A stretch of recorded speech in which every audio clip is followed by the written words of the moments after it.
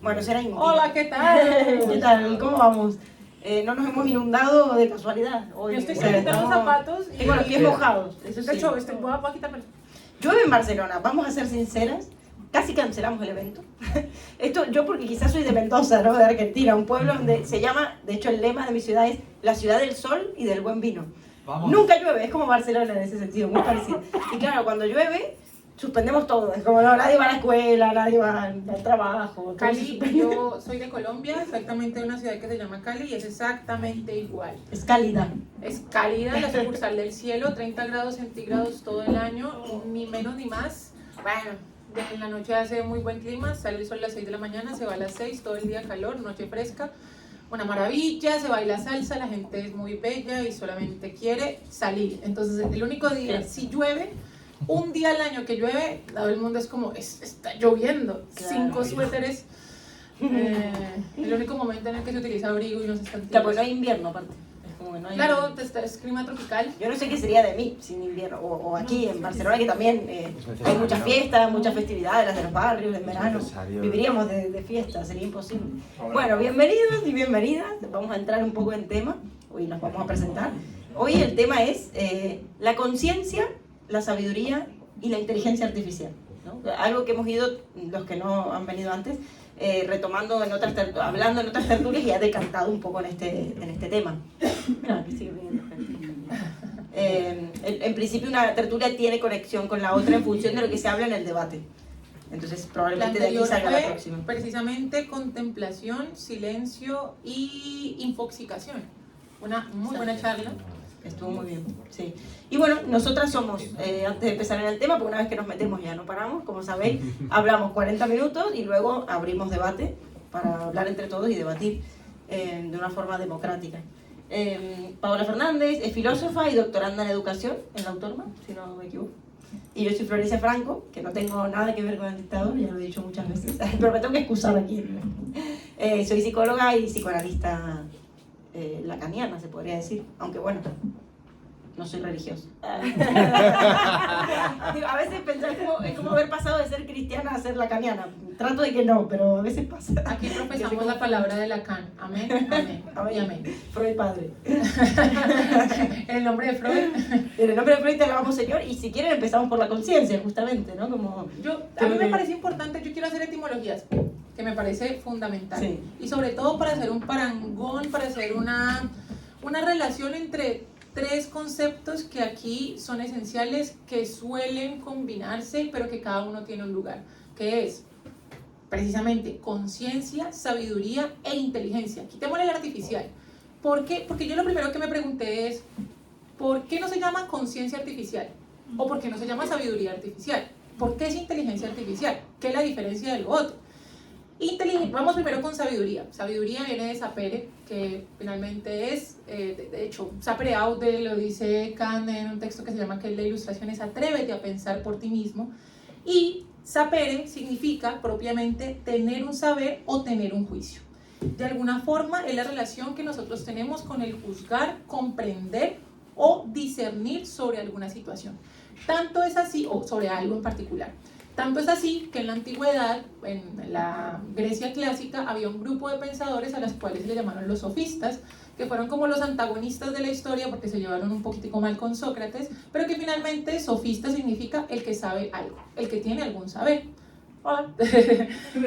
Conciencia viene de con, que es juntos, ciencia, que es conocimiento, sería una suerte de conocimiento compartido, algo que de alguna manera podemos llegar a coincidir, aunque vamos a empezar a todos los análisis de la conciencia, porque es diferente desde la psicología, la filosofía, desde la misma biología. que también tiene un poco la palabra saber en su origen, porque ciencia también es cualidad del que sabe, que viene de sire, que es saber también. O sea que hay algo del saber en la conciencia. Yo encontré, pensándolo, una suerte de diferencia. Y es que la conciencia de alguna manera viene a ser reflectiva, viene de cara a sí, viene a ser de alguna manera conciencia de, pero dirigida, parece, en algún punto, hacia sí, aunque hay filósofos que piensan distinto, por ejemplo Husserl, del que hablaré. Y de alguna manera la inteligencia parece dirigida al objeto, a tratar de hacer como el concepto del objeto, el universal del objeto, tratar de alguna manera llegar a definiciones, podríamos llegar a decir. Pero eso parece un poquitico más cercano a la inteligencia. Que inteligencia viene de inter, que es entre o a través de, y legere, que significa leer o escoger.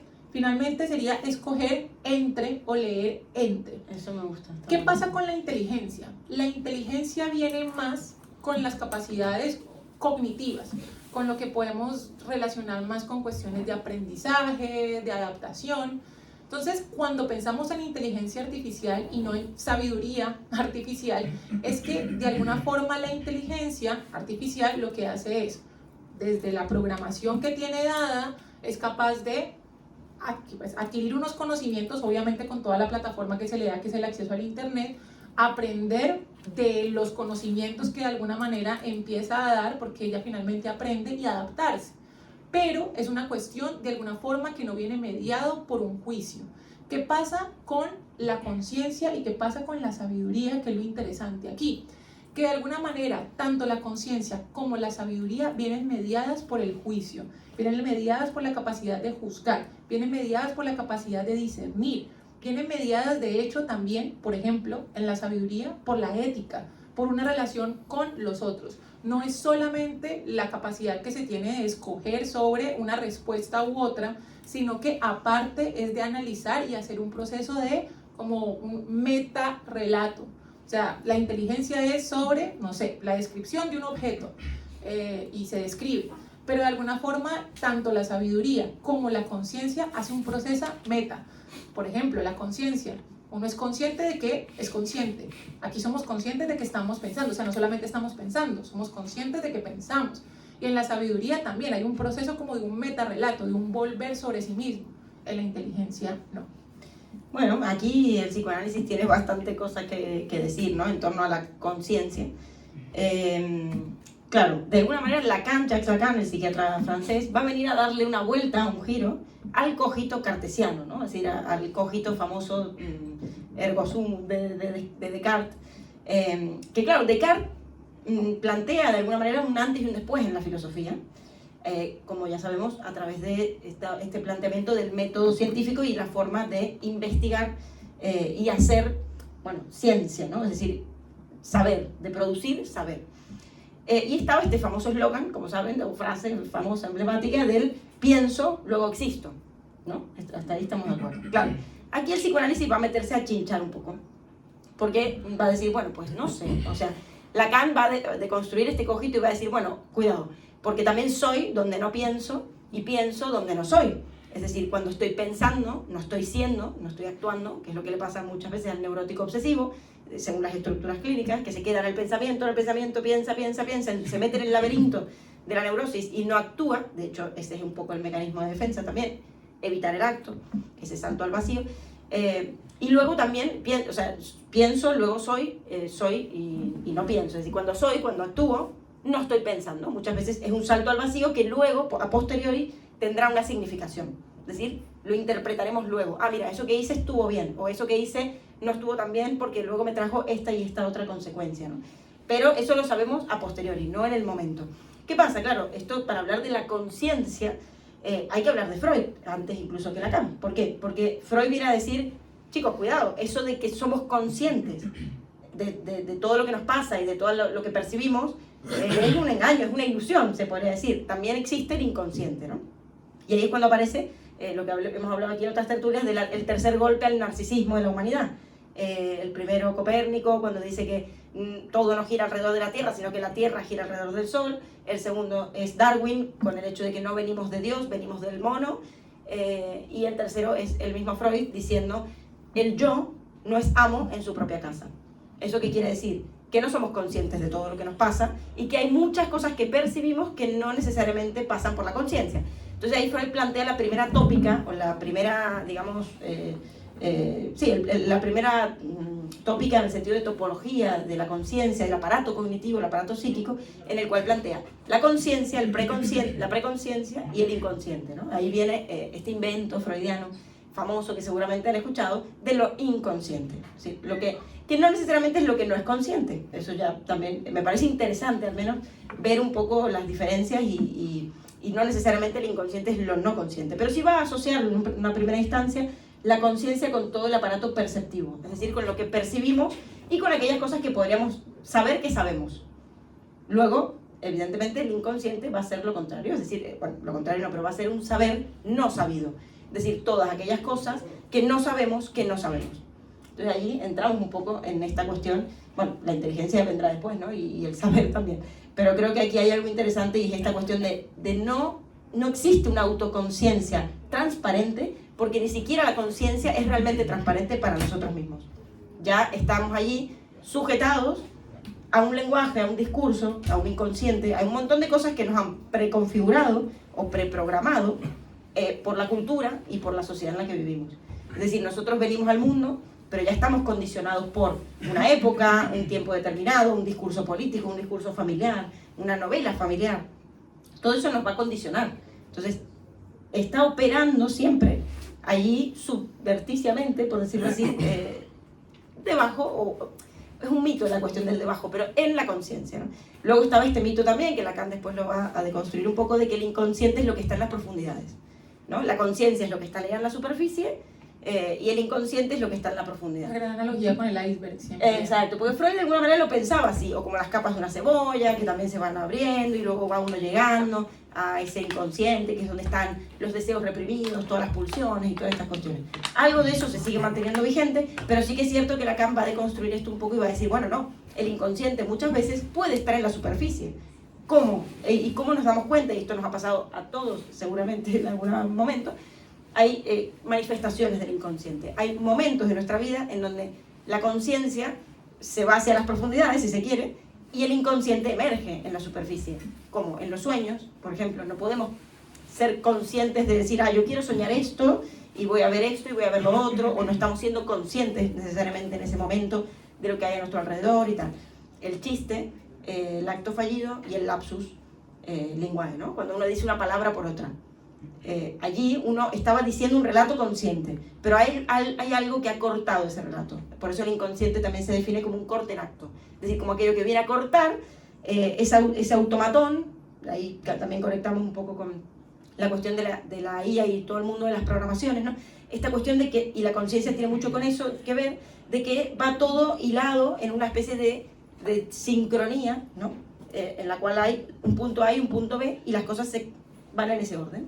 El inconsciente es lo que viene a interrumpir, como en términos aristotélicos sería la tige en ese automatón.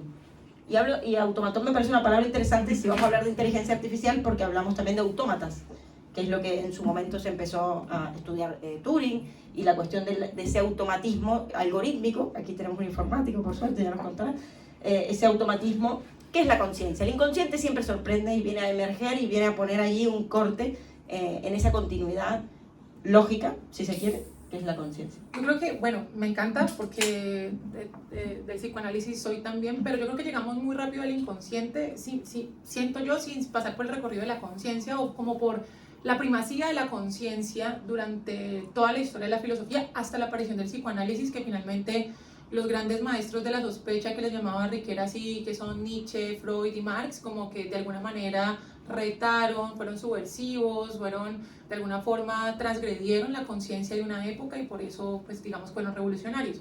Freud con el inconsciente, Nietzsche con la idea de la moral, y Marx con, pues, todas las condiciones socioeconómicas que demarcan de alguna forma la base de la lucha de clases. La conciencia viene a aparecer inicialmente en dos filósofos, porque antes de hablarse de conciencia y antes hasta de hablarse de yo, se hablaba de alma. ¿Sí? Se hablaba de alma como aquello que carga cierta esencia que de alguna manera hace que tú seas tú mismo, y en el alma estaba la razón, y de alguna manera razón, inteligencia, sabiduría no tenían lugares distintos, era la forma en la cual nosotros nos relacionábamos con el mundo y con el saber. Pero inicialmente, tanto, muy bien mencionaste a Descartes, tanto Descartes en las meditaciones cartesianas con la cuestión del cogito, él pensó la conciencia como de alguna forma una estructura que nos lleva a relacionarnos con el saber y que nos pone de cara a nuestra propia existencia. O sea, el cogito ergo sum, el pienso luego existo, es importante y fue fundamental, y fue la primera vez que apareció conciencia propiamente, 1640, cuando apareció las meditaciones metafísicas, porque el pensamiento no es simplemente una cuestión ajena, o sea, no ajena, no, de alguna manera contingente al ser humano.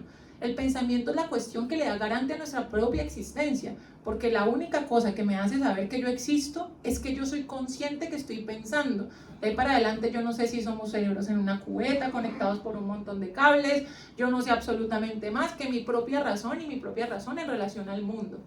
Y por eso es que pienso, luego existo, que realmente si nos ponemos rigurosos con la traducción sería un pienso, entonces existo, porque pienso, existo.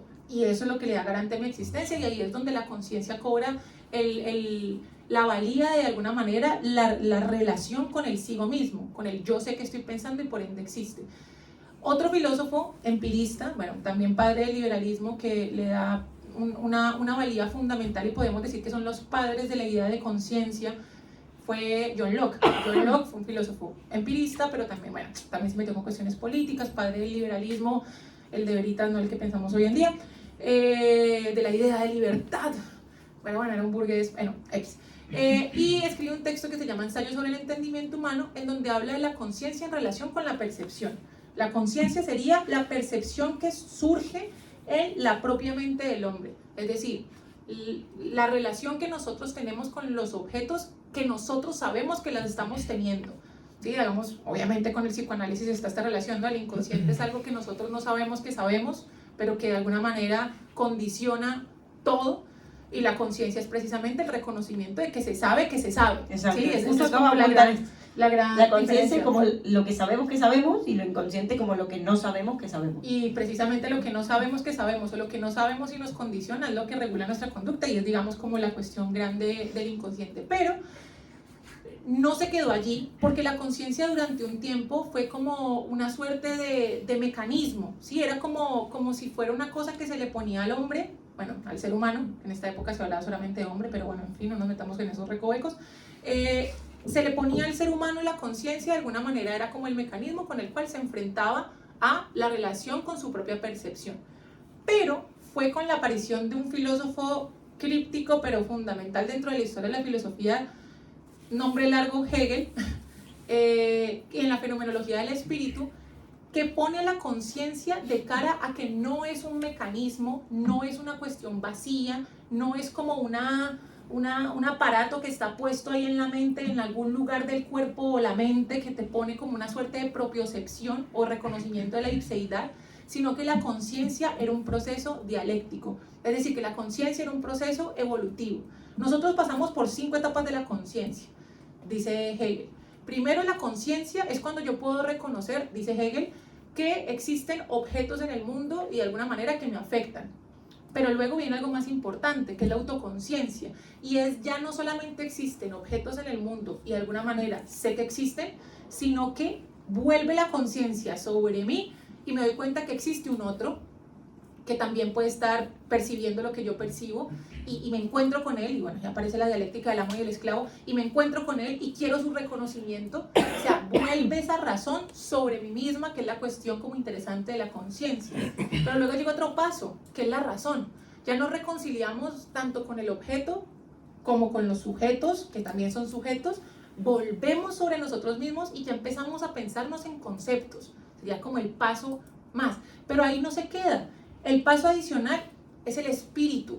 Cuando nos damos cuenta que no solamente está el objeto, que no solamente vuelve sobre el sujeto, que reconciliamos esto, que empezamos a generar conceptos, sino que me doy cuenta, y algo que mencionaste, que existe una cultura, que existe una historia, que lo que yo reconozco y digo reconocer en el proceso consciente, vuelve y juega. La conciencia es conciencia de sí, de alguna manera, el volver sobre sí, el reconocimiento de lo que se sabe. Sino que aparte me doy cuenta que existe una cultura, que existe una historia, que existe una base que de alguna forma condiciona que esa conciencia se dé.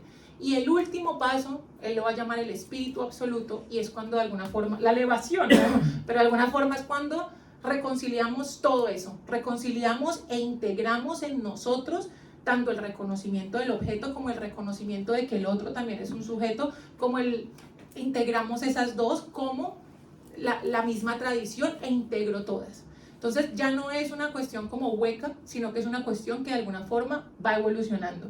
Para hoy filosofía, porque si no... Interesantísimo. Demasiado tema. Me acordaba de Nietzsche. Nietzsche cuando dice que, claro, que la naturaleza cobra conciencia en el humano, ¿no?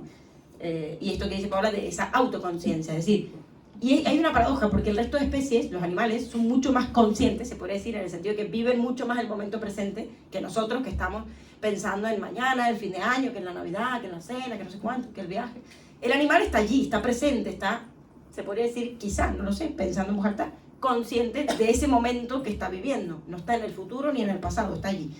Pero no sabe lo que sabe el humano, que es que va a morir, no sabe de su soledad, quizás depende, algunos animales quizás sí, pero sobre todo el saber sobre la muerte, ¿no? Eso de ser conscientes de que somos seres para la muerte, el resto de especies no lo sabe. Entonces allí hay algo diferente en el ser humano, que esto es evidentemente por el hecho de ser seres de lenguaje, esto que decía Paola, que vamos a introducirnos en una cultura, en una sociedad, en una familia, con una historia y tal. Vamos a recibir un nombre, es decir, vamos a ser seres de lenguaje, eso nos conecta con el pensamiento, vamos a ser seres pensantes. Lamentablemente, si se quiere, porque al final también es un tema, porque a través de hacernos conscientes de nuestra propia finitud, justamente va a ser necesaria la, entre comillas, construcción de ese inconsciente, porque al final el inconsciente está allí, no digamos para defendernos, porque no es el inconsciente el que se defiende, es el yo el que se defiende. Es decir, la que se defiende es la conciencia.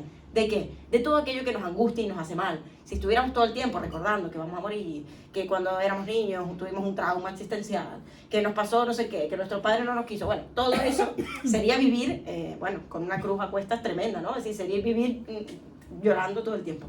En el inconsciente, digamos que es como donde se van a meter un poco estas cuestiones, la cloaca, en la cual no se van a olvidar ni se van a borrar, pero sí se van de alguna manera a desplazar estas afecciones, estas cuestiones que resultan a la conciencia angustiosas. Esto es lo que nos va a diferenciar, es ese saber también el que nos trae la angustia, ¿no? O sea, y creo que esto hará nacer también la inteligencia, porque inteligencia es leer entre líneas, pero bueno, la inteligencia y también la sabiduría en parte es un saber hacer, que ahí también creo que hay una diferencia con la inteligencia artificial, es decir, yo creo, entiendo la inteligencia humana, no artificial supuestamente, porque por algo la otra se llama artificial y la humana no, como una especie de aplicación del conocimiento a nuestra vida.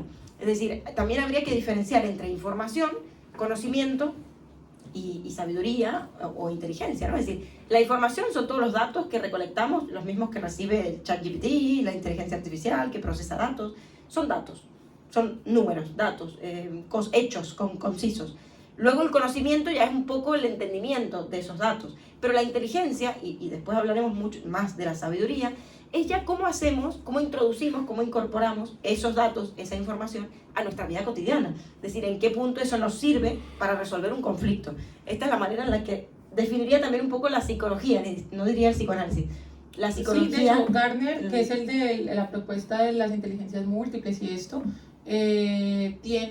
habla de la inteligencia como la capacidad de utilizar conocimientos previos para resolver problemas. A la larga, pues finalmente es enfrentarnos ante una situación y utilizar aquella información, ese background que tenemos para responder algo. Así que puedo, no sé, saber mucho de filosofía, pero si me ponen a, yo qué sé, a hacer una mesa, pues no soy inteligente. Es decir, es la capacidad de utilizar conocimientos previos para resolver un problema. Pero eso lo hace la inteligencia artificial, es decir, a mí la inteligencia humana y la artificial... La inteligencia artificial no te puede resolver cómo salir de un duelo amoroso porque te han dejado. Pero creo que ese es el lugar. O sea, yo creo que aquí entraríamos en problemas terminológicos y epistémicos. Yo creo que ahí entraría el rol de la sabiduría. O sea, yo creo que la inteligencia de alguna manera está relacionado con lo cognitivo, que hoy en día la inteligencia artificial lo hace muy bien. Y por eso no se llama sabiduría artificial. Por eso se llama inteligencia artificial. Porque finalmente nosotros tenemos un aparato, nosotros tenemos la cognición, que es la capacidad de utilizar la razón para poder enfrentarnos a las situaciones utilizando precisamente los conocimientos que hemos ganado ante el mundo. No sé, aprendo que es una cuchara y no me doy con ella en la cabeza, sino que tomo con ella la sopa. O sea, es fundamental y lo tenemos. Yo creo que la inteligencia artificial también, si la pongo, la saco en robotcito, la saco de ChatGPT y la pongo ahí, va a utilizar la cuchara, si tiene que comer o imitar lo humano, va a utilizar la cuchara para eso, o sea, va a utilizar precisamente todo el bagaje de la humanidad entera registrado en internet, que está ahí, y lo va a utilizar para resolver un conocimiento, un problema. Eso finalmente es la inteligencia. La cuestión con la sabiduría, que es lo que me parece que hace aquí como la diferencia, es que la sabiduría no solamente es ese resolver un problema como se podría resolver de una forma genérica, sino que de alguna manera tiene la capacidad de volver sobre sí misma y pensarse cuestiones éticas, tiene la capacidad de volver sobre sí misma y pensarse la relación con el otro, tiene la capacidad de alguna forma de no solamente utilizar el conocimiento previo para resolver el problema, sino utilizar como todo lo que se supo, se sabe, se sabrá o se ha sabido para poder pensarse y problematizar algo.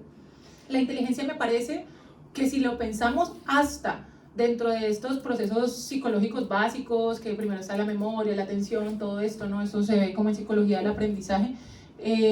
Todos estos procesos psicológicos básicos finalmente llevan a la cognición, pero la cognición es una cuestión como estructural que fácilmente imita la inteligencia artificial, y eso es lo que de alguna manera nos aterra tanto, pero es que eso nos dimos cuenta precisamente con la aparición de la IA que no es lo que nos hace humanos. Lo que nos hace humanos es el volcarse sobre nosotros mismos. O sea, lo que nos hace humanos es el proceso reflexivo, que finalmente es como reflectivo, o sea, el pensamiento, el pensar, el reflexivo. Bueno, reflexivo, el reflexivo, el proceso de volver, o sea, de volverse sobre sí mismo, que de pronto no, la IA por lo pronto no lo tiene. Ya, bueno, aquí estamos de acuerdo en que la inteligencia, en general, tanto la artificial como la no artificial, estaría de cara a la resolución de conflictos, ¿no? Ahora, hay diferentes tipos de conflictos. Está el tipo de conflicto, yo qué sé, de trabajo, ¿no? O lógico, se podría decir, pero también estaría el tipo de conflicto más bien del orden del sentimental o del orden del corazón, ¿no? Cómo resolver una tensión con la pareja, o cómo resolver una diferencia de pensamiento entre amigos. Hay diferentes tipos, podemos decir, también de inteligencia. Creo que la inteligencia artificial abarca solo uno. Pero quizás estaría bien cerrar con el tema de inteligencia artificial, pero antes aclarar la cuestión de la sabiduría. Fijaros qué paradoja hay aquí. El más sabio de todos los hombres, según el oráculo de Delfos, que fue Sócrates, fue el hombre que dijo que sabía que no sabía nada. Acá hay algo, es decir, si dijimos que la conciencia es saber que no se sabe, entonces la sabiduría justamente sería aquello contrario, es decir, sabiduría es reconocer que no se sabe. Si el oráculo dijo que Sócrates era el más sabio de todos los hombres y terminó diciendo que él no sabía, sabía que no sabía, y que justamente eso es lo que le permitía saber, y en gran parte los sabios orientales o los sabios clásicos que conocemos se basaban un poco en algunas cualidades que van más allá de la inteligencia.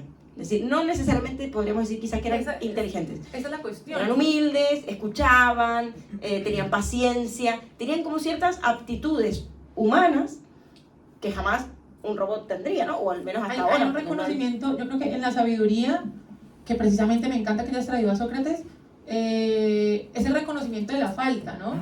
O sea, que siempre hablamos de esa relación al deseo, ¿no? Que el deseo siempre es deseo de, porque el deseo nunca está lleno, porque en el momento en que esté lleno, pues ya no se desea otra cosa. Entonces, si uno dice tengo hambre, pues cuando come ya no tiene hambre, así que el deseo siempre es deseo de, y ahí el psicoanálisis da todo, sobre todo lacaniano.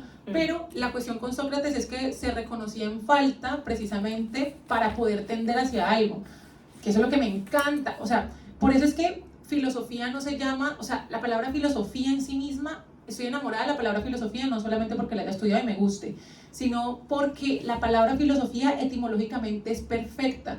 Primero incluye la palabra amor, que es deseo, finalmente es tender hacia algo que nunca se puede tener del todo, y a la sabiduría, o sea, finalmente a el ejercicio de volver sobre sí, pero nunca lo va a alcanzar del todo. O sea, por ejemplo, filosofía no se llama filointeligencia, filogencia, filociencia, no, se llama filosofía, amor a sofos. Y aparte, que es la única disciplina que tiene el amor dentro de su propia etimología. Bellísimo, o sea, no se llama filología también. Bueno, no me importa. A ver, lo que pasa con filología es que filo sería como el amor hacia el logos. Digamos así, el amor hacia el estudio, podríamos decir, hacia la palabra, digamos, sí. pero es que amor al saber, o sea, no es la palabra, no es algo como la palabra, no es, el saber es una cosa etérea, o sea, es una cosa sobre, de alguna forma, la inteligencia es, pues juega por definición, la capacidad de utilizar conocimientos previos para resolver un problema, básicamente, o sea, básicamente digo, hay más definiciones y todo lo que sea, pero es la capacidad de utilizar conocimientos previos para resolver problemas. La sabiduría es una vuelta reflexiva sobre, digo reflexiva sobre el yo, que es lo que me parece precioso, pero sobre el yo, pero analizando lo que está afuera. La conciencia normalmente ha sido entendida como una vuelta sobre sí mismo, pero quiero nombrar aquí a un filósofo que me gusta mucho, que es este señor, que no lo quiero dejar por alto y después se nos va el tiempo. Este señor se llama Edmund Husserl. Y si alguien quiere saber de conciencia, sobre todo en filosofía, y es importante para la psicología humanista, que a los psicoanalistas no les gusta, que es el padre de una disciplina que se llama fenomenología, que es el estudio de los fenómenos, de cómo se me aparecen las cosas ante mí. Y tanto en un libro que se llama Ideas, como en Introducción a la Fenomenología, en este que se llama Lecciones de Fenomenología de la Conciencia Interna del Tiempo, y es un tocho, de hecho tiene hasta teoremas matemáticos aquí, o sea, el señor era matemático e intentó escribir esto, habla de la conciencia como aquella, de alguna forma, sí también herramienta, pero que se dirige hacia un objeto, es decir, le da a la conciencia la direccionalidad de poder enfocarse a algo. Me explico. Él habla de la conciencia como, un poquito en términos cartesianos, como un mecanismo también, ¿sí? Pero que me permite, me da la posibilidad de hacer el proceso reflexivo, es verdad, pero dirigirme a un objeto intencional para poder analizarlo.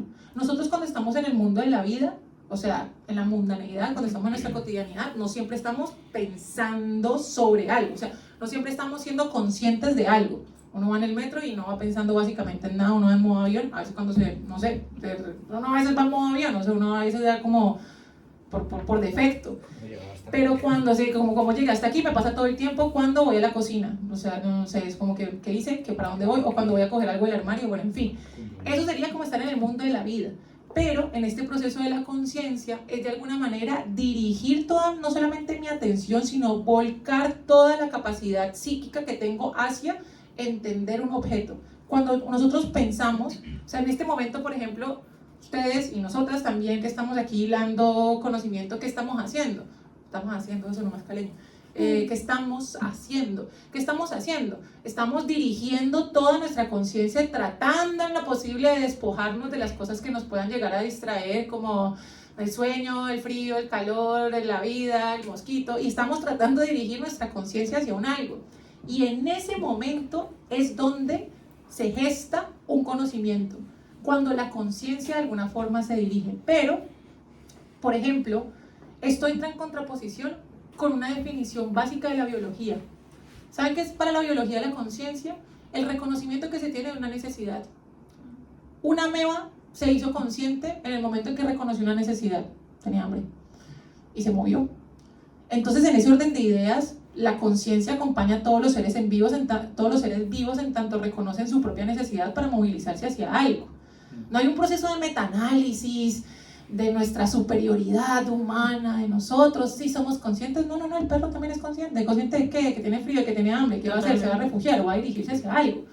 Solo que tenemos la conciencia humana en relación a la metaconciencia, a la autoconciencia, y ahí nos ponemos pues como en el pináculo de la evolución. Sí, yo coincido con que el resto de especies también tiene conciencia, es consciente de lo que siente, porque aparte la conciencia no es solo conciencia del mundo exterior, sino de lo interior también, de todos esos estímulos que vienen de dentro, el frío, sentir calor, que se siente enfermo, que se siente bien, que la energía, hay muchas cosas, ¿no? Y es cierto que el resto de especies también lo sienten, no sé las plantas, no sé, eso ya no llego, pero sí que los animales sí. Se les pone musiquita y ellas crecen más bonitas. Lo hice con unos estudiantes, con unos exalumnos, los puse a hablarle una planta feo y otra hablarle bonito. ¿O serán conscientes de la luz? No, tenían la misma luz, les daba la misma agua, pero les decía, cuando se sientan mal, vayan y, perdóname la expresión, es bastante colombiana, puteen esa planta, y cuando se sientan bien, díganle cosas bonitas a la otra planta. A ver, esto ya es raro, porque la planta no entiende. Pero no, bueno. Pero a ver, no sé qué pase, hay estudios que muestran esto, no sé cómo funcione, no lo sé. Pero sí que es cierto que no es que una se marchitó y se puso triste porque no le podemos atribuir sensaciones y sentimientos humanos. Trastorno depresivo mayor, le diagnosticaron. Pero sí que es cierto que no floreció. Y la otra sí. Bueno, aquí hay que recordar. Coincidencia puede ser, pero un año lectivo los obligué a putear a una y a decirle cosas bonitas a la otra. Una floreció y la otra no. Coincidencia, no sé. Yo creo que esto ya suscita debate. Un japonés hizo un estudio con botes herméticos de arroz y a un arroz le decía palabras bonitas y al otro palabras feas. Y uno pudró negro y al otro pudró amarillo. Bueno, ¿y quién dice que el negro es malo? Bueno, negro ahí es donde yo metería el tema del principio de Heisenberg, ¿no? Que también viene a colación porque tiene que ver con la ciencia. Ahí también. Exacto, sí, el principio de incertidumbre que está dentro de la misma ciencia, moderna al menos, ¿no? Que pone en jaque, y de hecho Descartes termina diciendo, de ahora en más dudaré de todo aquello que se confirme como ciencia, porque si hasta ahora creíamos que la verdad era Dios, la religión, etcétera, y ahora creemos esto, entonces esto también puede ponerse en duda el día de mañana, ¿no? Eso es un acto de humildad, me parece interesante, que también creo que asocio como a la sabiduría, ¿no? Bueno, lo que dice el principio de incertidumbre es que también incluso el observador ya altera aquello que se observa, es decir, que la persona que está haciendo el experimento ya es parte de aquello que del resultado, de alguna manera, aquello que va a ver, que va a medir. Ni hablar si hablamos de estadística, donde hay una muestra que confirma qué tal, sí, ¿dónde hiciste este estudio? ¿Qué muestra?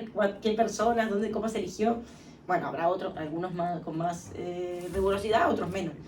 Y luego, bueno, se me venía en relación a la ciencia, no sé si tengo mucho para decir de esto, pero el ejemplo de Salomón, de la Biblia, ¿no? Que Salomón es shalom en hebreo, que es paz. Y claro, este hombre de la Biblia, en la parte de Reyes, del Antiguo Testamento, que es muy famoso porque, bueno, era hijo de David, del rey David, o sí, el hijo, y que pide a Dios, digamos, él puede pedir lo que quiera, pero pide a Dios sabiduría. Es decir, no pide riqueza, no pide bienes materiales, no pide nada de eso, sino simplemente sabiduría. Y con eso tiene todo, ¿no? O sea, como que me parecía interesante traer el ejemplo de Salomón, que se asocia mucho a la sabiduría, porque a Dios le agrada muchísimo que él pida esto en vez de otras cosas materiales, entonces le da sabiduría y gracias a esa sabiduría tiene todo lo demás, ¿no? Como que gracias a eso puede acceder a todo. Bueno, antiguamente creo que la sabiduría estaba más valorada que ahora. Ahora quizá el foco está más en la inteligencia, claro. Sobre todo en la inteligencia práctica, que es la inteligencia artificial, si se quiere, que me parece muy interesante. Yo uso ChatGPT, le estuve preguntando cosas para venir hoy aquí, y me asombra. Pero lo malo es que hace que se contamine mucho y se gasta mucha agua cuando se usa. Ah, bien, eso no lo sabía. Sí. Bueno, a ver, algún costo tiene que tener, es que algún costo tiene que tener. Nada en esta vida es gratis, ¿no? Es decir, todo avance, todo progreso ha implicado en algún punto algo que pagar, un retroceso en otra cosa, ¿no? Perdón, soy bastante hippie con que se inventara el correo en su momento, permitió que la gente se comunicara más, que se enviaran cartas y tal, pero también los barcos contaminaban porque dejaban en el mar restos de combustible. Todo avance implica paralelamente un retroceso en algo o un daño, ¿no? Es decir, toda ganancia implica una pérdida. Esto es como un lema un poco psicoanalítico. La cuestión dialéctica de la tesis, la antítesis, la síntesis, ¿no? Hegeliana, algo se le contrapone y algo se sintetiza de ese tipo de esa relación entre tesis y antítesis. Exacto. Y yo creo que la inteligencia artificial nos sirve mucho, nos puede servir mucho, pero tal y como ChatGPT me lo dice una y otra vez, tiene que ver simplemente, que no es poco, con el análisis de datos, es decir, con la sintetización de datos.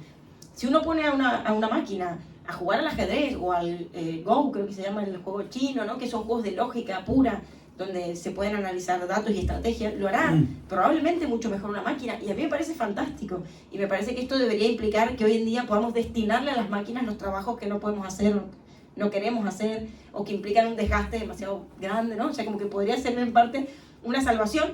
Pasa que también la inteligencia artificial está puesta al servicio de quienes la programan, ¿no? O de quienes la determinan y con las intenciones que la construyen o que la... Y está súper sesgada. O sea, por ejemplo, tú le pones persona que ejerce medicina y te pone un hombre blanco alto y en traje, o sea...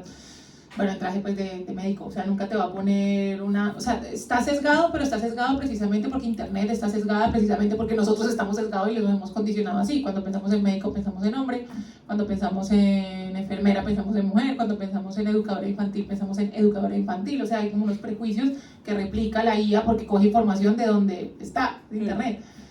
Pero, a ver, a mí sí me pone... a mí me gusta la existencia de la inteligencia artificial en general, que la inteligencia artificial no es solamente ChatGPT, sino que aquí hay inteligencia artificial, o sea, en el momento en que hay un procesamiento de datos desde el básico Carta, desde 98, desde ese lugar había una inteligencia artificial que finalmente está procesando unos datos y que te está dando una información que le estás pidiendo en un buscador, o sea, ahí lo hay, y me parece muy interesante porque nos pone de cara, para mí, y como para ir cerrando, a que la supremacía humana que habíamos puesto en la idea de inteligencia, que de hecho Aristóteles define el humano como animal racional, animal social también, que es así, me gusta, lo respeto, pero animal racional era de alguna manera la racionalidad en relación como con la inteligencia, era la cúspide de lo humano,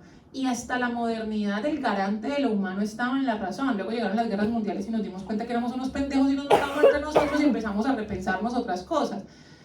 Pero a mí me gusta que haya aparecido una inteligencia artificial tan demente como ChatGPT, que te responde, te puedes poner voz, que de alguna manera interactúas, hablas con ella, te da recomendaciones sobre cómo terminar con tu pareja, o sea, cómo renunciar a un trabajo, te puede decir cualquier cosa que tú le pidas, te lo va a responder de alguna manera integrando los conocimientos que la humanidad le ha puesto a internet.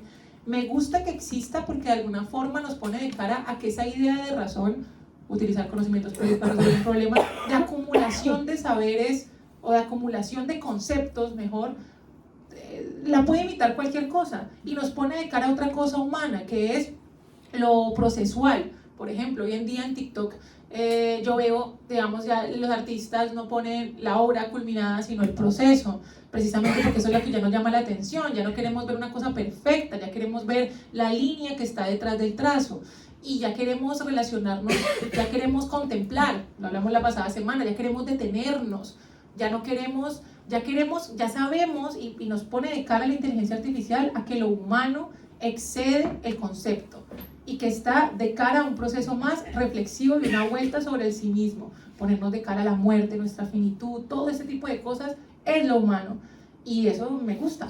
Ya, y nos quita la superioridad. Total, eso me recuerda a lo que Pascal llamaba los grandes problemas del corazón, ¿no? Los problemas del corazón, la muerte, la soledad, el desamor, ese tipo de conflictos, que es cierto que, bueno, evidentemente las máquinas no nos los podrán resolver, o si uno tuviera un conflicto de ese tipo, una separación, un duelo, quizás no recurriría a un robot para que nos ayude, nos consuele y nos dé palabras de aliento, ¿no? Recurriría a un humano, porque el humano puede sentir, la máquina lo que no puede es sentir, puede pensar, sí, y mejor que nosotros, sí, más claramente, porque no tiene un inconsciente, no tiene algo, este hombrecito dentro del hombre que tenemos nosotros, que interrumpe la conciencia, como decíamos, y que aparece como un rayo ahí en medio de la noche, que intercepta las cosas. No tiene eso. Entonces, al no tener eso, puede realmente pensar mejor. De hecho, yo soy partidaria, no sé, no lo he pensado mucho, pero de la idea de que si programáramos a un robot para ser presidente y le dijéramos, democracia, distribución de la riqueza tal y cual, ¿no? Si lo programáramos, quizás lo haría perfectamente, porque no tendría intereses de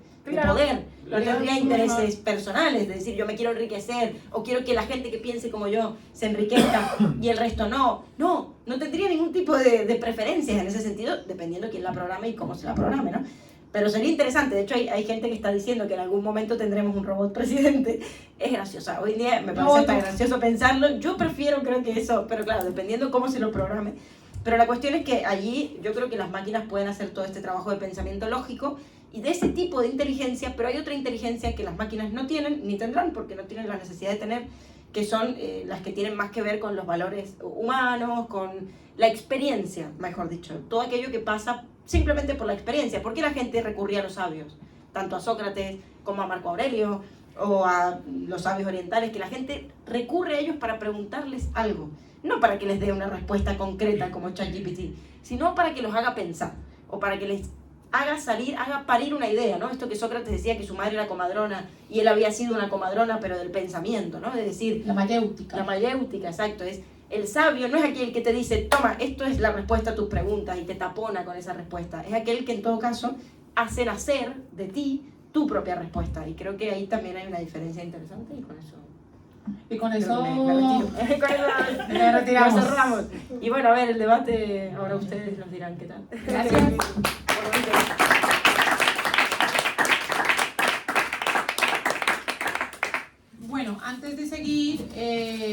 pues hay algunos nuevos, así que pedir el permiso.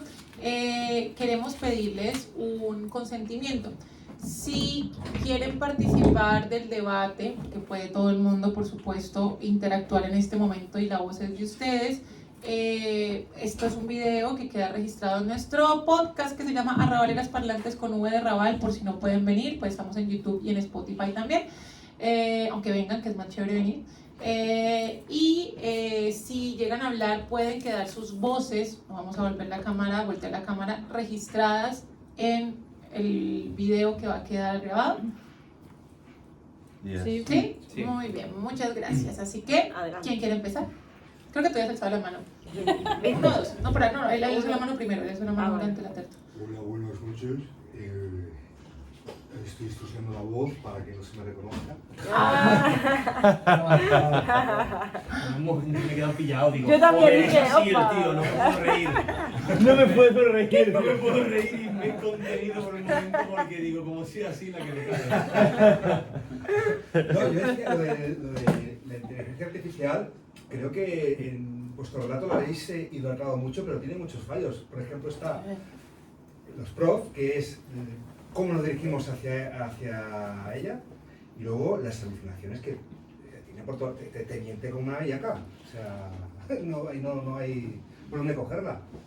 Sí, no, estoy súper de acuerdo. De hecho, a veces yo le he hecho pruebas a ChatGPT de cosas que sé y le pregunto. Por ejemplo, dije, este libro es una de las bases de mi tesis doctoral, entonces lo tengo más o menos tocadito. Y le dije como, dime los tres elementos que tiene que tener la vida del espíritu para Hannah Arendt. Y para ella, por ejemplo, pues es pensamiento, voluntad y juicio. No voy a profundizar en eso porque eso es otra cuestión. Me dijo, pensamiento, deseo y juicio. Y desde ese lugar, y lo definió, y no, esa segunda parte, por ejemplo, se la inventó, o sea, se la inventó como quiso. Yo cada rato trato de no usar la IA, a veces lo utilizo como un ejercicio, como de, la IA ChatGPT lo utilizo como un ejercicio de risa, pero trato de no hacerlo porque desde que me enteré de todo lo que contamina, pero cuando lo hago, se equivoca mucho, se equivoca muchísimo.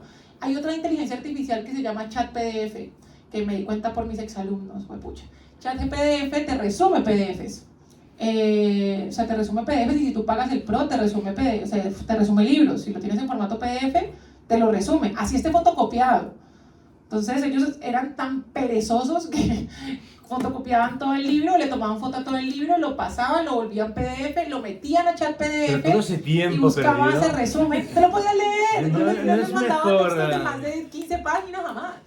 Y bueno, el punto es que me hacían unos resúmenes, pero aparte de genéricos, porque es sumamente genérico, uno sabe cómo habla una IA, una cuestión, los mismos conectores siempre, ajena. O sea, sacaba conclusiones, no, o sea, estoy completamente de acuerdo. Y aparte las cosas que hace con las manos en las imágenes, ¿no? Que no puede hacer las manos y hace unas cosas loquísimas. Pero de alguna forma aprende. Por ejemplo, la corregí y le dije, no es deseo, es voluntad. Sí, y cuando se corrigió, yo no sé si dijo las primeras fuentes que tomé eran erradas, tomó otras fuentes y la respuesta que me dio fue correcta.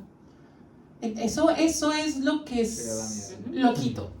Se entrena, claro, la hacemos nosotros. El aprendizaje es lo loco. Pero si vos le volvés a preguntar lo mismo, de acá a una semana, ¿te contesta habiendo aprendido lo que corregiste o no? Porque Sí. a mí con el chat GPT me pasó, no me pasó En el nunca. mismo chat, sí. Si lo En haces, el mismo chat, no, en otro. Yo te digo... No, porque estás hablando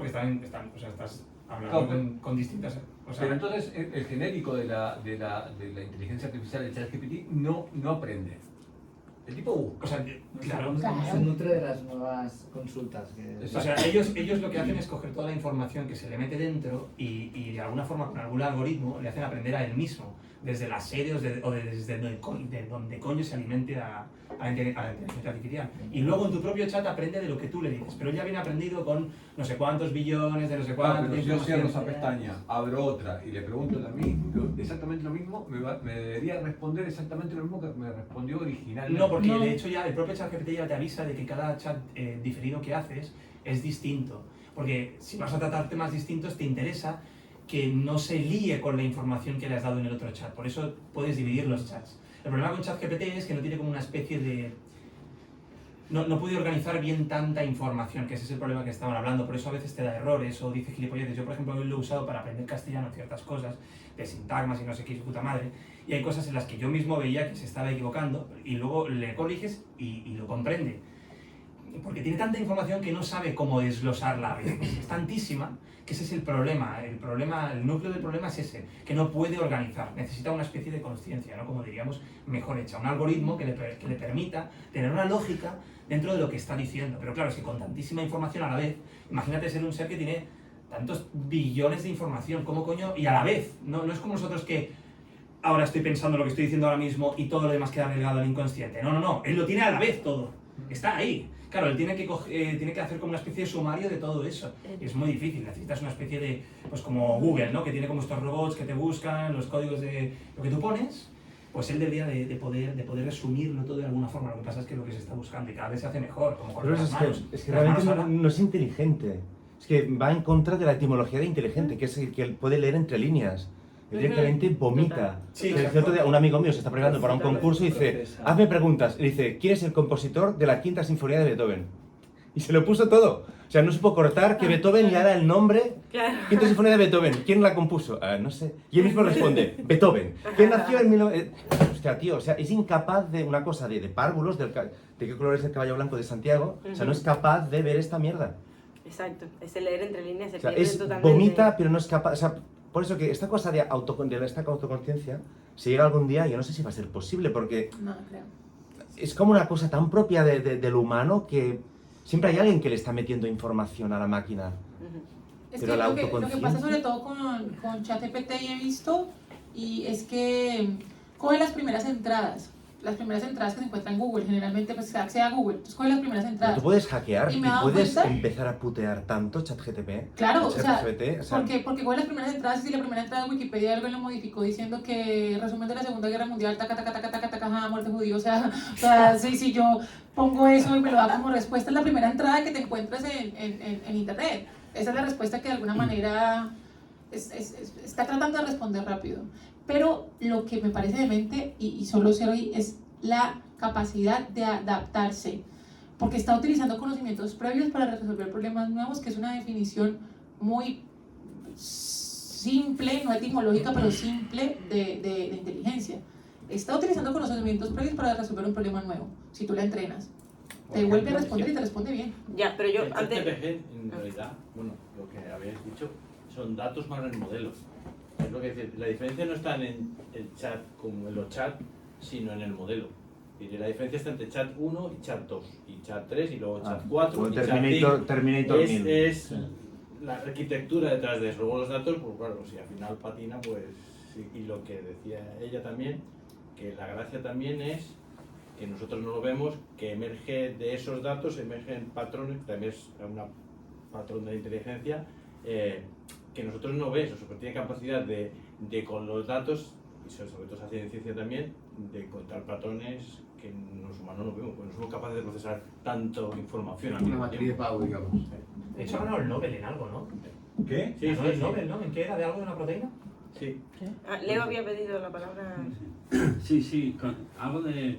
No, yo lo que quería decir sobre el tema de la diferencia con la inteligencia artificial, y también quería llevarte la contraria a mi profe, le voy a llevar la contraria. Eso, muy bien, tenemos a Jaime de presente.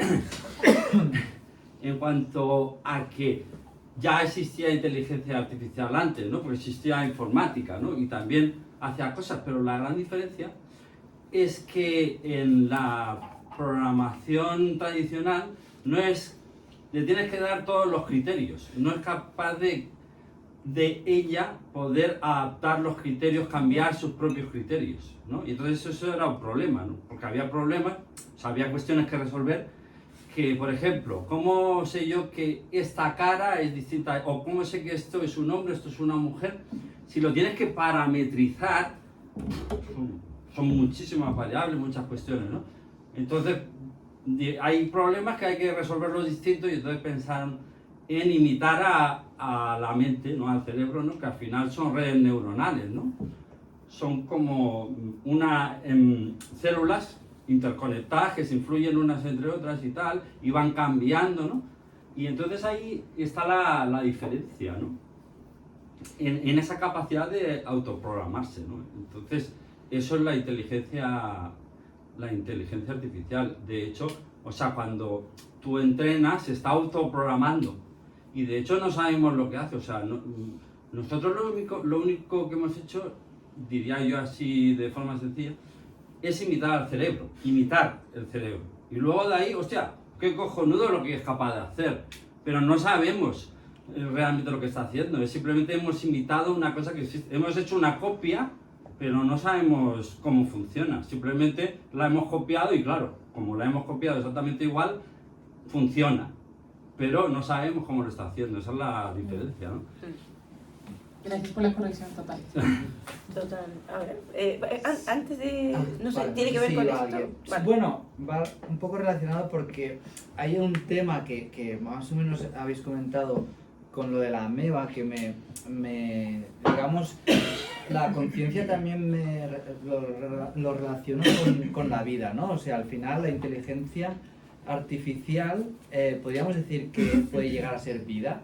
Entonces, en cuanto podemos crear vida, como Yuval Harari dice en el libro este Homo Deus, después de Homo Sapiens, y para mí la diferencia entre imitar a un cerebro o que seamos, o sea, una inteligencia artificial y los seres humanos o los seres animales en general, es cuál es el motor que nos, o sea, esa pulsión universal, planetaria, que no sé de dónde viene, que es de la vida y que es la que al final nos genera, nos ha hecho llegar hasta aquí. Entonces hay, digamos, una especie de programario que nos lleva desde la ameba hasta el ser humano, ¿no? Entonces sería algo que es propio del universo, ¿no? Entonces somos capaces de replicar eso en una inteligencia. Entonces creo que hay un tema entre inteligencia y vida que también tiene como, bueno, que al final también se habla de esto en las películas un poco distópicas, futuristas, Blade Runner y tal, ¿no? Al final quiere vivir, es como... quiere vivir. La vida quiere vivir. Entonces podemos llegar a crear a través de la inteligencia algo que se le puede llamar incluso vida, ¿sabes? Y sería como para mí la gran, bueno, esta diferencia. Tendrías que programar que te tuviera miedo a la muerte. Eso, que sea consciente de la muerte. Una cosita muy pequeña. Hay un filósofo, por si te llama la atención este tema, que se llama Baruch Spinoza, que en un texto que se llama La ética demostrada según el orden geométrico, habla de esto como el conatus. El conatus es el deseo de preservarse en el ser. Y lo pone en toda la humanidad. Es un filósofo panteísta. El conatus es el deseo de preservarse en el ser. Todos deseamos preservarnos en el ser. Y hay un filósofo que me encanta y que últimamente lo he nombrado mucho, que es Schopenhauer, que cuando habla de la voluntad, no habla de la voluntad solamente en el ser humano. La voluntad es de todo lo vivo. Claro. La voluntad, que es el deseo finalmente que te moviliza a la acción, es de todo lo vivo. Desde el perro que tiene hambre hasta tú que quieres acabar una carrera porque piensas que eso te va a llevar a la felicidad, ¿cierto? Bueno, con relación a lo que decían de que crear vida sería crear muerte, ¿no? También se me venía Frankenstein a la mente, ¿no? Sí, como al final exacto. esta cuestión de... O estos híbridos que Elon Musk quiere ahora empezar a implantar chips y movidas. Sí, ¿no? es que exacto, yo creo que vamos por ahí el tema. Yo no creo que... A ver, crear vida, el humano crea vida, en el sentido que se reproduce y tal.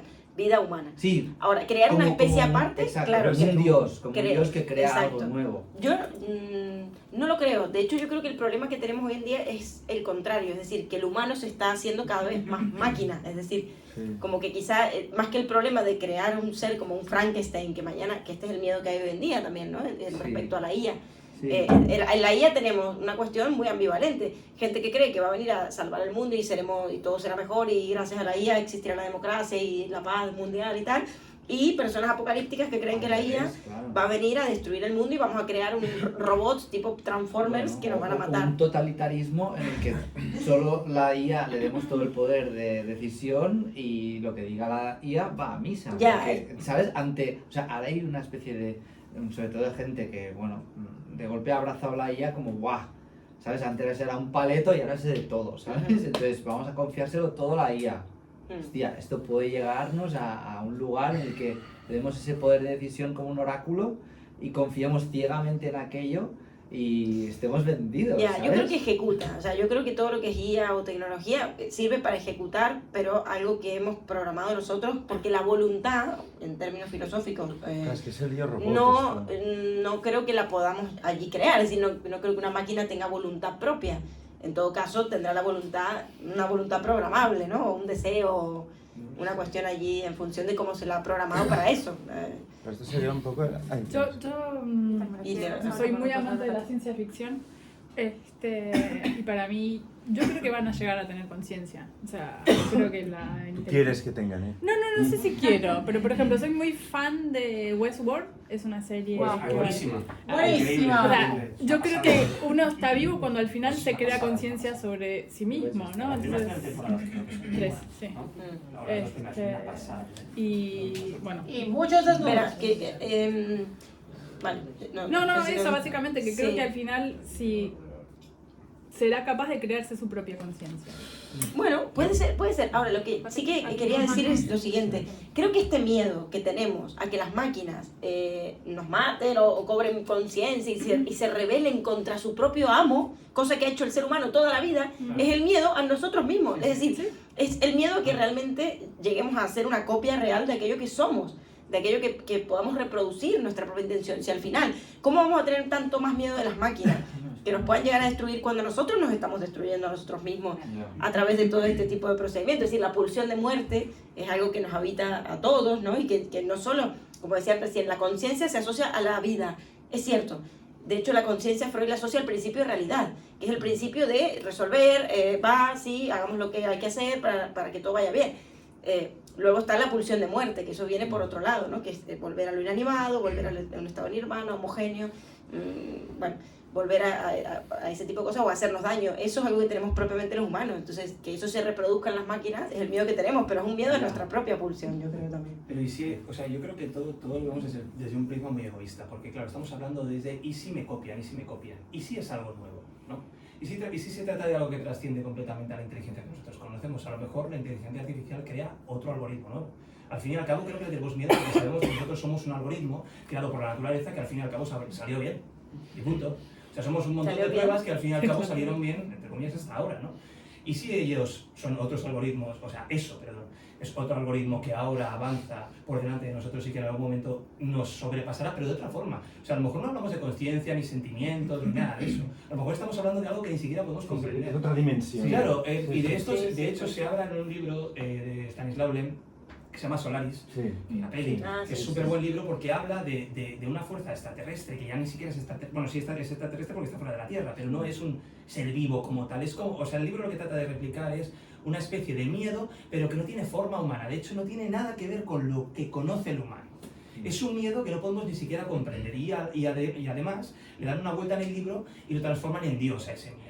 Pero un Dios que tampoco comprendes, porque es como algo que no está dentro de ti, no lo puedes comprender. Porque siempre que imaginas al marciano, tiene como brazos, claro, tiene como ojos, y lo mismo una forma mitad humana. Lo mismo hacemos con la IA. Si no son máquinas antropomórficas gigantescas, a lo mejor es algo completamente distinto, ¿no? A lo mejor no tenemos ni puta idea de lo que va a ser. A lo mejor ni se ve porque está en un espectro de lo visible y lo audible que no llega, como los infrarrojos, claro, los ultrasonidos, que los perros responden a un silbato, pero tú no oyes nada. O sea, igual se mueve en un espectro que será completamente intangible por nosotros. Puede ser.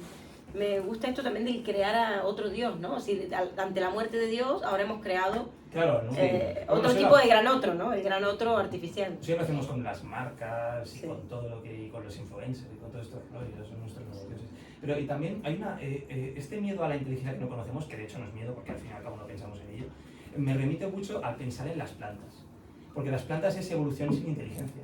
Es decir, las plantas no tienen una inteligencia per se, pero han evolucionado haciéndonos a nosotros arar los campos para un determinado tipo de planta en concreto, y nosotros hemos sido lo que nos hemos matado a nosotros y a otros animales solo por arar eso, que además no tiene ningún tipo de inteligencia, pero ha conseguido domesticarnos a nosotros mismos. Y una soja de mierda. vivimos para las plantas. Bueno, durante la agricultura. Si has leído este libro de Yuval, el Sapiens. Ahí se explica es un que error, nosotros la revolución agrícola, los 15.000 años o 12.000 años, vivimos puta mierda. Solo porque queríamos, solo por arar campos, vivíamos de ello y fueron las plantas, de hecho, y el maíz, me parece, ¿no? Era maíz. De ser una planta típica, un cardo residual, se transformó en lo más reproducido en todo el planeta. Y son cosas a las que no le damos los pinos, que son invasivos. Y a lo mejor ocurre con la inteligencia artificial, ¿no? Es algo que no nos esperamos y nos va a dar un cate y se acabó. El perro también es muy listo, el perro, ¿eh? Hace que le recojamos la mierda. Él se lo mira. Le demos una palabra aquí que ya levantó la mano hace un montón de tiempo. Sí, yo también en el fondo, pero bueno, después. Levantó la mano y no se le da la palabra. Me voy a salir un poquito de la tecnología y de ChatGPT, porque cuando entré empezaste a hablar de la conciencia, el inconsciente, subconsciente, y lo unimos a la sabiduría. Y se me quedaba esto entre líneas de la intuición. Entonces quiero lanzar una pregunta. ¿En qué parte colocarías la intuición en todo este proceso de los tres, consciente, inconsciente, subconsciente? Y de alguna manera, ¿cómo esa intuición se relaciona, pero se divide o se separa de la sabiduría? ¿Por qué? Porque creo que muchas creaciones, incluyendo todo ese tema tecnológico, que parten y nacen de la intuición, pero cuesta un montón racionalizarla o saber dónde meterla. Totalmente. Buenísima la pregunta. La intuición desde el psicoanálisis se entiende como un saber a priori, es decir, es un saber natural, de alguna manera. El perro, por ejemplo, o bueno, la hormiga. A mí me encanta este ejemplo que en la montaña, en la casa de mi abuelo en la montaña, mi abuelo es muy del campo, muy intuitivo, mucha relación con la naturaleza. Entonces un día me acuerdo, hace 1000 años, me dice, mira las hormigas, va a llover. Digo, ¿qué tiene que ver? O sea, no va a llover, si hay sol y tal. No, que mira las hormigas cómo se están agrupando. Bueno, empiezan a caminar en hilera, ¿no? Y se empiezan a esconder, todas juntas. Pero se empiezan a chocar las unas con las otras, cosa que nunca pasa. Me dice, cuando eso pasa es porque va a llover. Y yo, no, abuelo, nada, a los 5 minutos, estaba lloviendo, ¿no? No sé, las hormigas, ¿cómo saben que va a llover? El perro sabe que se siente mal y sin que nadie le diga nada, se retira a un lado y se resguarda y no vuelve a comer ese alimento. Bueno, en la naturaleza está este saber a priori, un saber natural que viene per se con la naturaleza y que nos prepara y nos permite vivir, ¿no? Y salvaguardar la vida. Lo que Freud va a decir es que en el humano perdemos ese instinto, es decir, no del todo, pero sí una gran parte. Luego Lacan me explicaría y diría, bueno, ¿por qué lo perdemos? Porque somos seres de lenguaje, es decir, el lenguaje viene como una inteligencia artificial, justamente, es decir, como el primer artificio a recortar justamente ese instinto. Ese saber natural, en parte lo perdemos, porque venimos al mundo, que el mundo no tiene nada que ver con lo natural, tiene que ver con todo eso que hemos construido también para hacernos un espacio en el mundo y refugiarnos también hoy pensaba con la lluvia, de los peligros de la naturaleza, ¿no? Construimos un mundo, pero ese mundo es humano. Y en ese proceso de culturización, socialización, humanización, se podría decir también, perdemos, lamentablemente, un poco de ese instinto. Ahora, es cierto que creo que a mí me encanta el hecho de, yo siento que podemos desarrollar instinto o podemos conectar con el instinto. Si uno instinto y intuición está un poco cerca, ¿verdad? Con la intuición. No, pero igualmente, sí, es un poco lapsus, muy real, porque o sea, instinto e intuición está ahí muy cerca. Sí. Pero bueno, sería el inconsciente, entonces. No, porque la intuición, por ejemplo, de hecho, para Kant, él hablaba de intuición sensible en relación a las percepciones.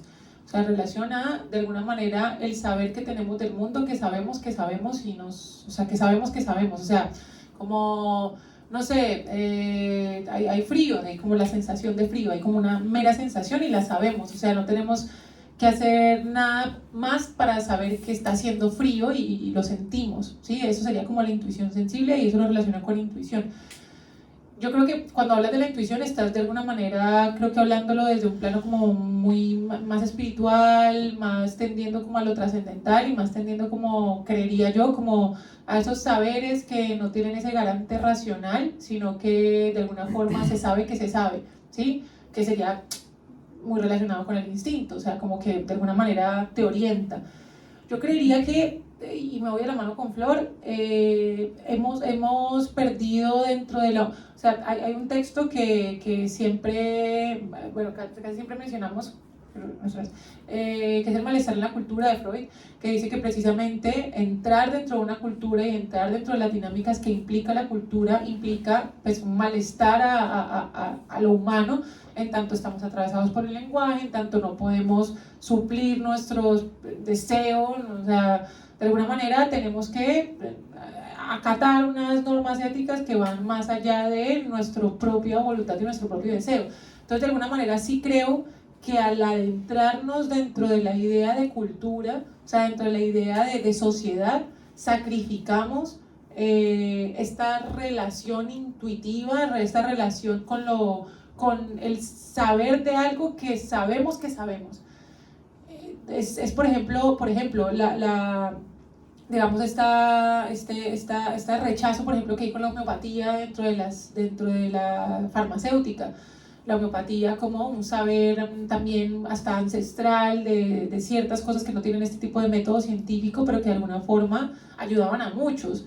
Pero de alguna forma, entrando dentro de la idea de progreso y la idea de cultura y la idea de humanidad, renunciamos a querer tomarnos 3 hojas en vez de hacernos una quimioterapia si tenemos cáncer. Entonces, digamos, yo creo que se renuncia a la intuición en esta idea de estas 3. Podríamos decir entonces que la intuición viene a ser como una especie de sabiduría o como una extensión de la sabiduría o más allá de la sabiduría. Y cuando decís sentir, me llama la atención porque yo le he metido mucha cabeza a esto porque he tenido debates con mis amigos que me dicen, pero ¿por qué hiciste eso? Y yo le digo, porque lo intuía. ¿Pero cómo lo sabes? Y yo, si te soy sincera, yo lo siento, yo no lo puedo pensar la intuición.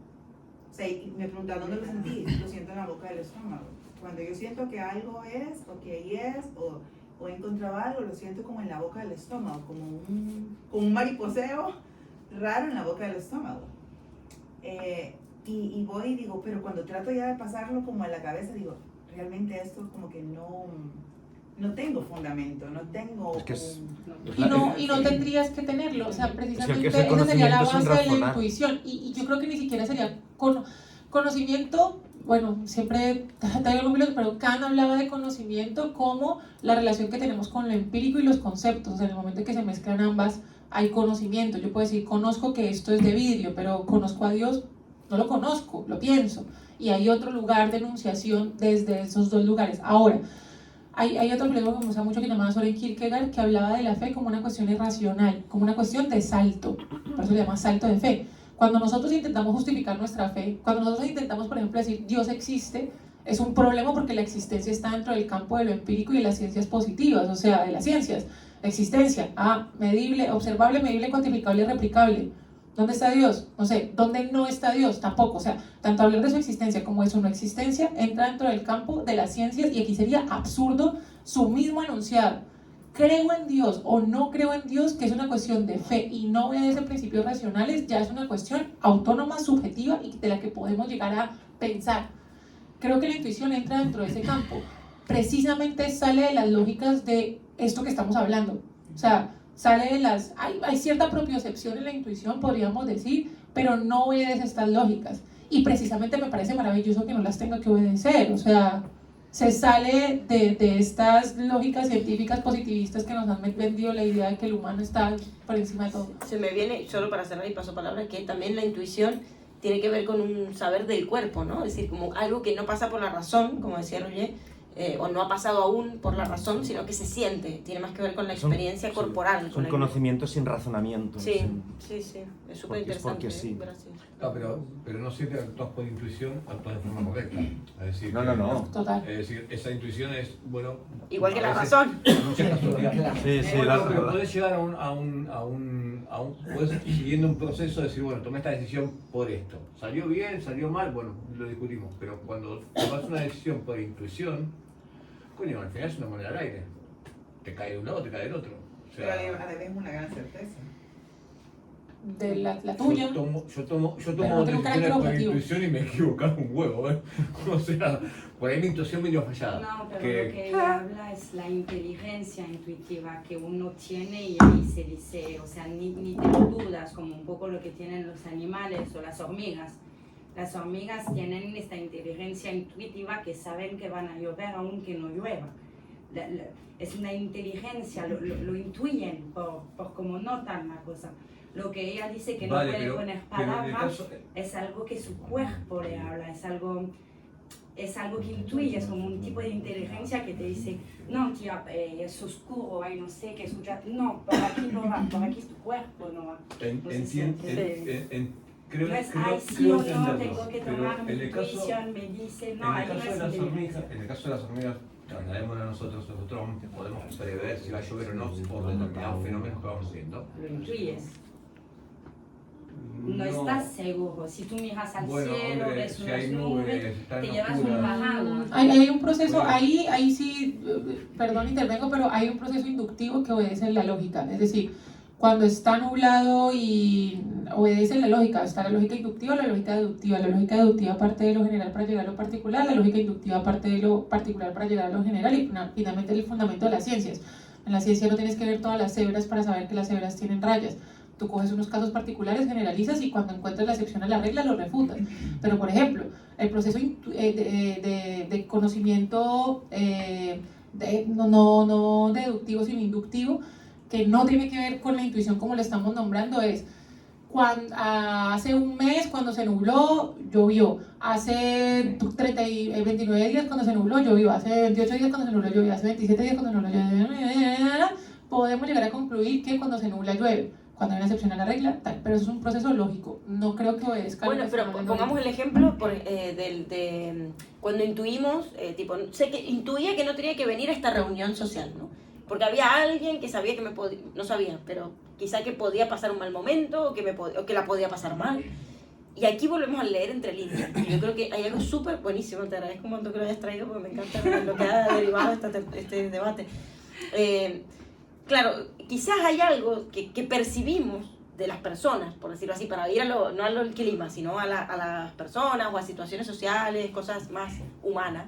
Hay cosas que a veces percibimos de los demás que no pasan por la conciencia, justamente, ni por la razón, pero están allí, nos genera una sensación, es una sensación.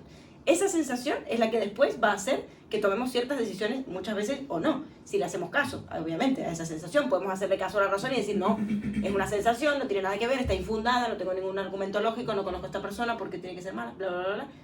Pero tu intuición quizás fue un gesto, un rasgo, una palabra, un movimiento, algo de esa persona que no, o de esa situación social que no te gustó, ¿no? Y para mí sí que hay que hacerle caso a veces a esto, al menos es una alerta, como se prendió una alarma, escuchémosla, ¿no? Porque no siempre es la razón, no hace falta que un libro nos diga que esa persona tal y cual. Y ahí viene algo, esto de la inteligencia intuitiva, ¿no? Como que también es cierto. Y volviendo a las máquinas, es algo que ellos nunca van a poder hacer, leer entre líneas. Nosotros los psicólogos, o los psicoanalistas si se puede decir, todo el tiempo estamos leyendo entre líneas. Esto no quiere decir que seamos inteligentes, ahora que lo digo, sino que en el sentido de que leer entre líneas. Cuando escuchamos lo que nos dice la persona, nunca es eso exactamente que está diciendo lo que está queriendo decir. Esta es la gran paradoja, incluso nosotros como seres humanos, fuera de los consultorios. Muchas veces uno viene a la consulta y dice, ay, tengo toda la habitación súper desordenada, hay una pila de ropa que llega hasta el techo. ¿Qué me está queriendo decir? ¿Cuál es la intención de ese dicho, de ese decir? Eso ni la persona sabe a veces, qué está queriendo decir en ese decir. Entonces nuestro trabajo también es justamente hacer lo que la inteligencia artificial de momento al menos no le interesa hacer, que es ver qué está dicho ahí en ese decir sin que el sujeto todavía lo sepa, ¿no? Y creo que en la intuición puede haber algo de esto a veces, de intuir algo que no sabemos por qué, pero que lo hemos percibido. Como que hay ahí un par de conexiones. Creo que vamos cerrando también aquí. Roger tenía la Sí. palabra y pues no sé si alguien más. Y bueno, va a ser una serie de reflexiones un poco lanzadas al aire. Para empezar, hay algo que me resuena de todo esto de lo que es ser inteligente y ser sabio, y que otro concepto que no ha salido, que es la erudición. Sí. Que es tener, o sea, acumular, hacer acopio de mucho conocimiento. Y al final la inteligencia supongo que es unir puntos, y puede haber muchos puntos. Una vez leí un proverbio que dice algo así como que los hombres más sabios no son los más eruditos. Y creo que ahí está un poco, pues lo que ahora mismo igual es la inteligencia artificial, ¿sabes? Esto que cuando has hablado del robot de la democracia, de igual un robot lo haría mejor, me ha hecho pensar en Futurama, en el Santa Claus ese que hay. O sea, de vez en cuando llega Navidad aparece un robot que crearon, que le salió como mal porque le introdujeron un algoritmo o un tipo de mecanismo tan riguroso con lo de ser bueno y hacer el bien, que es súper bestia. O sea, va con una ametralladora y si has hecho el mal, te persigue y te dispara desde el trineo por el suelo, ¿sabes? Ahí, por el cielo. O sea, es imposible que él pueda llegar a ver que ha sido bueno. O sea, tiene que ser algo muy, muy excepcional. Y claro, el robot solo puede funcionar de esa forma tan precisa y tan... No sería cruel, pero es muy justa de no me vas a pasar ni una. Tú no te has portado bien, pues tú no te mereces el regalo y te voy a disparar. Y me ha hecho pensar en eso, no sé por qué razón. Luego hay algo del despertar de la inteligencia artificial que evidentemente me ha hecho pensar en el Yo Robot de Asimov y luego también en el HAL 3000 de Odisea en el espacio y luego ya un poco más así del C3PO. ¿Sabes? O sea, este momento de que no quiere ser desactivado. O sea, el momento en que tú sabes, lo que comentabas tú del miedo a la muerte, o sea, realmente HAL empieza a convertirse en humano y aunque esté en silencio y no diga nada, él está como satisfecho, feliz de vivir, porque lo que quiere es vivir. Cuando le empieza a hablar al astronauta de ¿qué estás haciendo? No me acuerdo el nombre, ¿qué estás haciendo, Dan? O como se llame. Y que le empieza a quitar la memoria y empieza incluso como a cantar una canción porque llega a un recuerdo y que es un momento muy tierno y muy entrañable de la película porque ves a un humano que lo están desactivando. Sí. Y de hecho, C3PO tiene un momento de por favor, no me desactive, ¿sabes? Y creo que esto bebe mucho de HAL 3000, ¿eh? Pero que es esta cosa de el punto de mierda, quiero seguir viviendo, sea lo que sea que es la vida, que es lo mismo que nos preguntamos nosotros. Y el estar desactivado y el no estar allí, aunque sea sin hacer nada, es ya lo más importante que hay. No sé si va a llegar este momento en que exista esto. Pero bueno, y ya está, creo que es todo lo que más o menos que quería comentar. Muy bien, yo creo que nos pone esto de cara a la idea para también traer aquí lo que tú mencionabas y lo que es nuestra relación con la otredad. Todo aquello que sea otro y que se salga de nuestro campo del saber como una inteligencia artificial que pueda cobrar conciencia de sí y se relacione con nosotros como humano, nos aterra. O incluso la naturaleza. Es que ahora me ha hecho pensar, tenía apuntado también, creo que lo has comentado tú un poco, o sea, la naturaleza no sabía que existía hasta que nosotros la apuntamos con el dedo ahí. Tú eres un árbol, tú eres una vaca, tú eres un abedul, ¿sabes? Y esta cosa de que existe por el mero hecho de existir, de forma como previa, a priori... Esponjes, ¿no?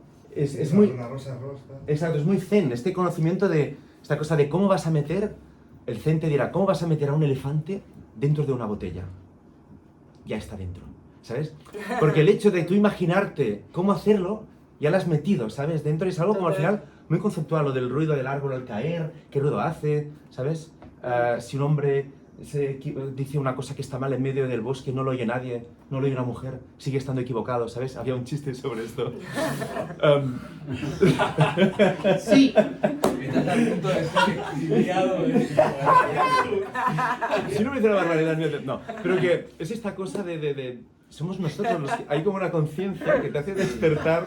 Es una buena analogía. Esto es un gag de Ken Robinson, Muy bueno. del que tiene el TED Talk, que es el más oído de todos. La relación con el de si alguien... La suelta él, está broma. Mucho mejor de cómo ya la he soltado, es muy gracioso. Lo de si alguien se cae en un árbol en la mitad del bosque y nadie lo escucha, realmente cayó, eso lo dice primero George Berkeley. Pero bueno, es buenísimo ese chiste. Sí.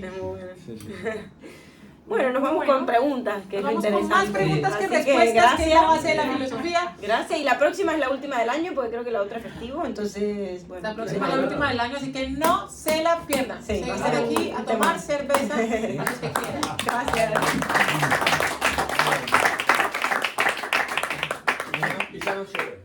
Lugo.